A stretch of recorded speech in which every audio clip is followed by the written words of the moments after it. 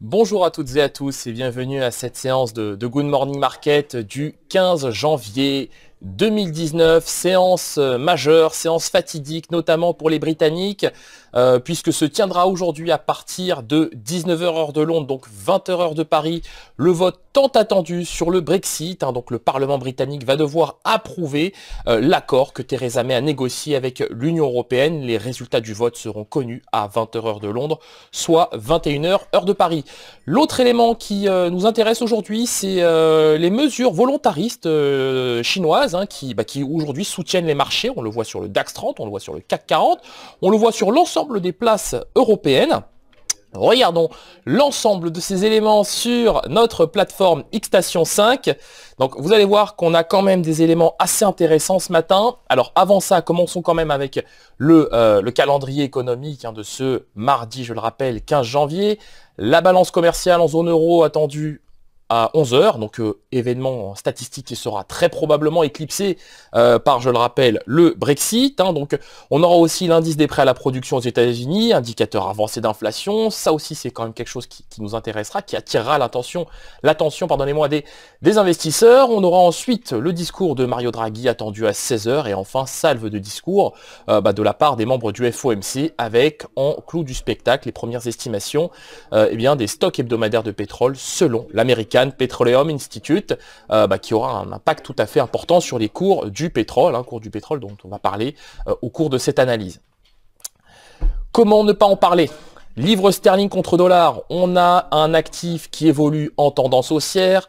Pour rappel, et comme nous l'évoquions en introduction, donc aujourd'hui se tiendra le vote tant attendu sur le Brexit. Donc le Parlement britannique votera en faveur ou non de l'accord que Theresa May a négocié avec l'Union européenne. Alors au moment où nous faisons cette analyse, il y a une forte probabilité pour que le Parlement rejette l'accord que Theresa May a négocié avec l'Union européenne. L'issue la plus probable est très probablement un report de la date butoir du 29 mars 2019. Alors, il convient d'être quand même très prudent sur la question du Brexit, parce que c'est un sujet qui n'est vraiment pas facile. Il y a plusieurs thématiques, comme celle du backstop, de cette frontière irlandaise, qui pose problème.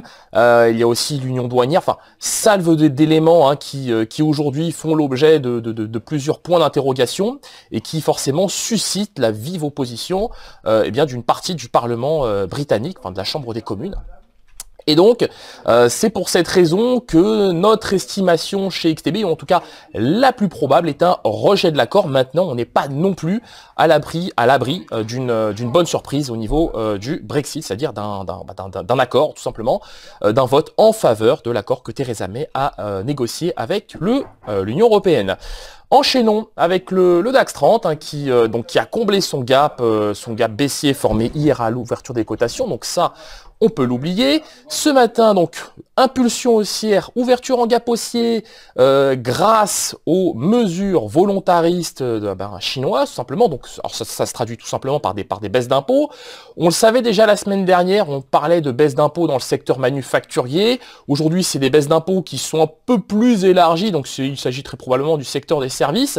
On a aussi le Premier ministre chinois qui s'est exprimé sur la télévision d'État. Donc, l'ensemble de ces éléments soutiennent les cotations ce matin. En tout cas, on le voit sur le plan technique au niveau du DAX 30.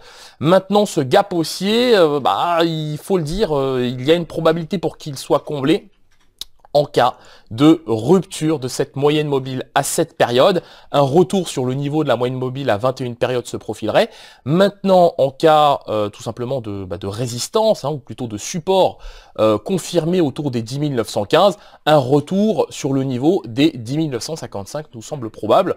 Tout ce qu'il faut, c'est tout simplement ne pas casser, on a envie de dire, ne pas casser le niveau des 10 900 points, car ça ouvrirait la porte au niveau des 10 870 points, soit tout simplement le comblement du gap haussier formé ce matin à l'ouverture des cotations. Poursuivons cette analyse avec la paire euro-dollar qui, sans grande surprise, évolue toujours en tendance baissière. On a un euro qui s'affaiblit. Alors, il y a plusieurs thématiques en zone euro qui posent problème. On a un ralentissement qui est constaté et qui se traduit tout simplement par un affaiblissement de la monnaie locale. enfin de la monnaie unique. Donc 1,1450, c'est un support hein, qu'on a testé déjà hier hein, sans grand succès. On le reteste ce matin, sans grand succès non plus. En cas de rupture, il se pourrait, par contre de support, que nous retrouvions le niveau des 1,14, puisque c'est vraiment le niveau sur lequel le marché se focalise à court terme en cas de rupture des 1,1450. Dans le cas contraire, nous sommes susceptibles sur la paire euro-dollar de rallier le niveau des 1,1460, peut-être même le niveau des 1,1485, puisque des cotations qui évoluent au-dessus des deux moyennes mobiles eh bien, ouvriraient tout simplement la porte au niveau des 1,1485. Peut-être même 1,15$ pour 1 euro. Enchaînons avec l'indice S&P 500. Avec ce support oblique hein, qui joue très bien son rôle de support d'ailleurs. Donc hier, on n'a pas réussi à s'en affranchir, à casser ce niveau de support. Donc c'était à peu près ce que nous avions anticipé d'ailleurs chez XTB et au cours de notre analyse matinale d'hier. Donc les prix poursuivent leur ascension. On a fait le niveau des 2600 points au plus haut de la séance, c'était en session asiatique. Retour sur le niveau de la moyenne mobile à 21 périodes au moment où nous nous parlons. En cas de cassure de ce niveau, c'est un retour sur le niveau des 2585 qu'il faudra envisager parce que c'est quand même un niveau assez important. Dans le cas contraire, pourquoi pas un retour sur le niveau des 2600 points.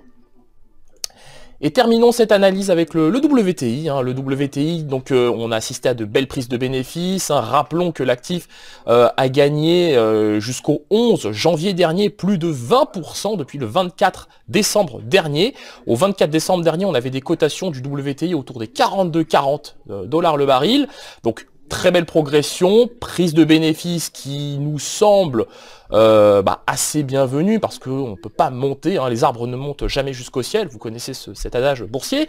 Donc on a repris des couleurs hier, maintenant on a l'OPEP hein, qui voudrait aller plus loin dans la réduction de la production de pétrole afin de tout simplement contrebalancer l'augmentation de la production de pétrole de schiste aux États-Unis. Donc ce sont des éléments qui ce matin soutiennent les prix et qui font que le WTI se maintient autour des 50-60 à 51,2 $ le baril.